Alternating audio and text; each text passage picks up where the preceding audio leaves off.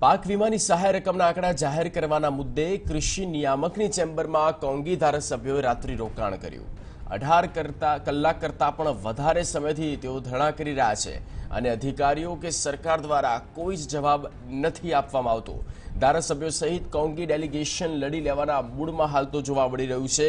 પાક વીમાની સહાય રકમ કેટલી આપવામાં આવી તેનો જે સત્તાવાર આંકડો છે તે સત્તાવાર આંકડો જાહેર કરવાના મુદ્દાને લઈને સતત ધરણા પર છે કોંગ્રેસના કેટલાક ધારાસભ્યો।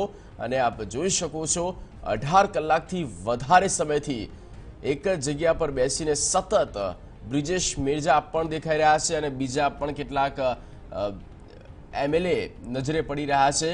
આ તમામ સરકારની સામે લડી લેવાના મૂડમાં છે।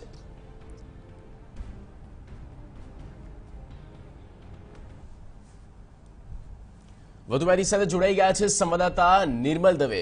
નિર્મલ, સતત 18 કલાકથી તેઓ ધરણા કરી રહ્યા છે। પાક વીમાની સહાયના રકમ જે છે કે આંકડો કેટલો છે સત્તાવાર આંકડો જાણવા માટે થઈને ક્યાં તકલીફ પડી રહી છે સરકાર તરફથી, શા માટે કોઈ પ્રત્યુત્તર આપવામાં નથી આવતો, હકીકત શું છે?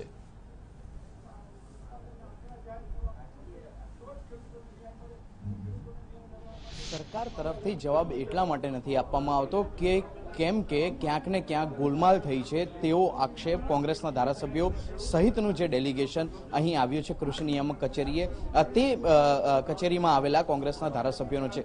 સતત 18 કલાકથી આ ધારાસભ્યો એકની એક ચેમ્બરમાં એટલે કે કૃષિ નિયામક BM મોદીની ચેમ્બરમાં બેઠા છે અને ધરણા કરી રહ્યા છે, પરંતુ કૃષિ નિયામક 10 મિનિટ આવ્યા ત્યારબાદ તેઓ ઓફિસ ખાતે ફરક્યા જ નથી। પોતાને ખૂબ જ કામ હોવાથી વ્યસ્ત હોવાથી તેઓ આવ્યા નથી તેવું તેમનું કહેવું છે। જો કે બાદમાં તેમનો કોઈ પણ પ્રકારનો સંપર્ક થઈ શક્યો નથી।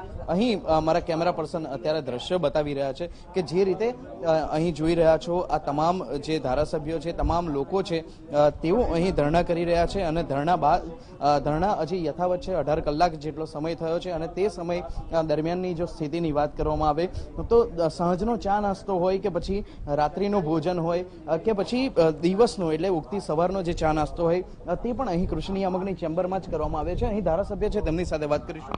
આ જગ્યા છોડવાનું મન કેમ નહીં થતું તમને? જવાબ ના મળે ત્યાં સુધી અમે કાલે અમે સ્પષ્ટ કર્યું હતું કે જ્યાં સુધી અમને જવાબ નહીં મળે ત્યાં સુધી અમે જગ્યા નહીં છોડી। આ જગ્યા અમને સુવિધા મળે છે એટલે નહીં। આપ જોઈ શકો છો કે સામાન્ય ગોદડા પાથરી અને અમે રાતના અહીંયા જમીન ઉપર જ સૂઈ ગયા હતા, બરાબર છે। સુવિધા માટે નહીં, અમે અમારા પ્રશ્નો અને ખેડૂતોની જે વાત છે એ લઈ અને અમે અહીંયા આવ્યા છીએ અને અમને જ્યાં સુધી ક્રોપ કટિંગના આંકડા નહીં મળે ત્યાં સુધી અમે આ સ્થળ નહીં છોડીએ।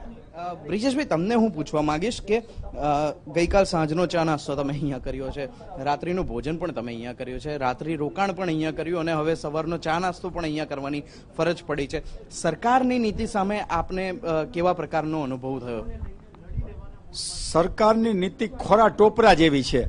ખેડૂતોના આ પ્રશ્ન માટે અમે ગઈકાલના બપોરના 44 ડિગ્રી તાપમાં આવી અને ખેડૂતોના પ્રશ્ને અમે ફક્ત હિસાબ માગવા માટે જ કૃષિ નિયામકશ્રીની કચેરીમાં આવેદનપત્ર આપવામાં આવેલા, પણ અમને સંતોષ ન થતા અમે કાલ બપોરના અહીં બેઠા છીએ। બપોરની ચા પણ અહીં પીધી, સાંજનું વાળું પણ અહીં કર્યું, રાતવાસો પણ અહીં કર્યું, દાંતણ પાણી પણ અહીં કર્યા અને સવારનું શિરામણ પણ અહીં કર્યું। અને જો આ રીતે અમને હજુ પણ સંતોષ ન થાય તો અમે બપોરા પણ અહીં કરશું અને ખેડૂતોના વ્યાજબી પ્રશ્ન માટે અમારી લડતને વધુ ઉગ્ર બનાવી અને જનતા અને અદાલતમાં પણ લઈ જશું। કોંગ્રેસ કિસાન સેલના ચેરમેન પણ અહીં હાજર છે, પાલ આંબલિયા, તેમની સાથે વાત કરીશું। પાલભાઈ, શું લાગી રહ્યું છે? સરકાર કેમ જવાબ નથી આપતી હોય, અધિકારીઓ કેમ જવાબ નથી આપતા? ખરેખર કઈ ગોલમાલ હોય એવું લાગે છે? આપે જે રીતે કહ્યું કે આંકડા નથી સરકાર પાસે અથવા તો આંકડા છુપાવી રહી છે, તો આખરે હકીકત આપની દ્રષ્ટિએ શું છે? એક સીધી સાદી વાત છે કે જે માણસ પાસે સાચો હોય તો એ સામેથી ભાગે નહીં। સરકાર ભાગે છે, સરકારના અધિકારીઓ ભાગે છે અને એવી સરકાર ભાગે છે કે જે કાયમી ખેડૂતલક્ષી હોવાનો દાવો કરે છે।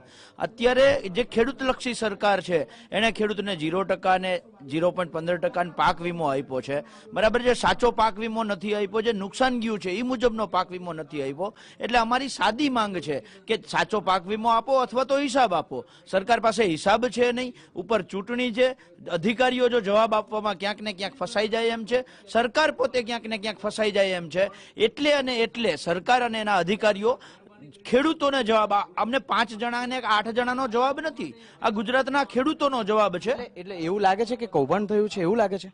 110% કૌભાંડ થયું હોય, બાકી તો 24 કલાક અહીંયા શું નિયામકની કચેરીમાં અમને બેસવા દે ખરા? જો એ સાચા હોય તો અમને ઉપાડીને જેલમાં પણ નાખી દીધા હોય. એ ક્યાંક ને ક્યાંક જવાબ નથી આપતા. એ સ્પષ્ટ દર્શાવે છે કે એ ખોટા છે, ગોલમાલ કરી છે, ખાનગી વીમા કંપનીઓને અબજો કરોડો રૂપિયા કમાવી દેવા માટેનું આજે તરકટ છે. એટલે સરકાર ફસાણી છે અને હિસાબ આપી શકતી નથી. જગદીશ, 18 કલાક જેટલો સમય વીતી જાય એટલે સ્વાભાવિકપણે સમજી શકાય કે જે જવાબ મળવો જોઈએ તે જવાબ નથી મળ્યો. અવારનવાર આ માત્ર પહેલી વખત થયું છે એવું નથી. અવારનવાર રજૂઆત કરવામાં આવી છે, ન માત્ર મૌખિક રજૂઆત છે પરંતુ લેખિત રજૂઆત પણ કરવામાં આવી છે, પરંતુ તેમ છતાં હજી સુધી કોઈ જવાબ નથી મળ્યા. અને એ જવાબ નથી મળ્યા અને તેનું જ આ પરિણામ અત્યારે કદાચ કૃષિ નિયામકની કચેરીમાં અત્યારે કૃષિ નિયામકને ભોગવવું પડી રહ્યું છે, સરકારને ભોગવવું પડી રહ્યું છે. એક બીજી વાત એ પણ છે કે કૃષિ મંત્રી પોતે પણ સૌરાષ્ટ્ર વિસ્તારના છે, તેમનો પણ અનેક વખત સંપર્ક કરવામાં આવે છે, પરંતુ તેઓ જવાબ નથી આપી રહ્યા તેવું અહીં હાજર જે સભ્યો છે તેમનું કહેવું છે. એટલે આ ક્યાં સુધી ચાલશે તે બાબત હજી કોઈ નક્કી નથી, પરંતુ અહીં જે ધારાસભ્યો અને કોંગ્રેસનું ડેલિગેશન અહીં ધરણા કરી રહ્યું છે તેઓ તો માત્ર રાહ જોઈ રહ્યા છે કે તેમને ઝડપથી જવાબ મળી જાય. જી જગદીશ. બિલકુલ નિર્મલ, આભાર તમામ માહિતી અને પૂરી અપડેટ આપવા બદલ. તો સતત 18 કલાકથી તેઓનું આ ધરણા જે પ્રદર્શન છે તે હાલ જોવા મળી રહ્યું છે. કોંગ્રેસના પ્રતિનિધિ અને તેમના ધારાસભ્ય કે સરકાર પાક વીમાની જે સહાય રકમ આપી છે તેનો સત્તાવાર આંકડો જાહેર કરે, અને જાહેર નહીં કરે તો ચોક્કસથી તેઓ માની રહ્યા છે કે કંઈક ગોટાળો થયો છે, કંઈક ગોલમાલ થયું છે, માટે સરકાર ભાગી રહી છે. કોઈ પ્રકારનો પ્રત્યુત્તર નથી મળતો. જ્યાં સુધી નહીં મળે ત્યાં સુધી તેમની જે આ વિરોધની નીતિ જે છે સરકાર વિરુદ્ધ તે યથાવત રહેશે.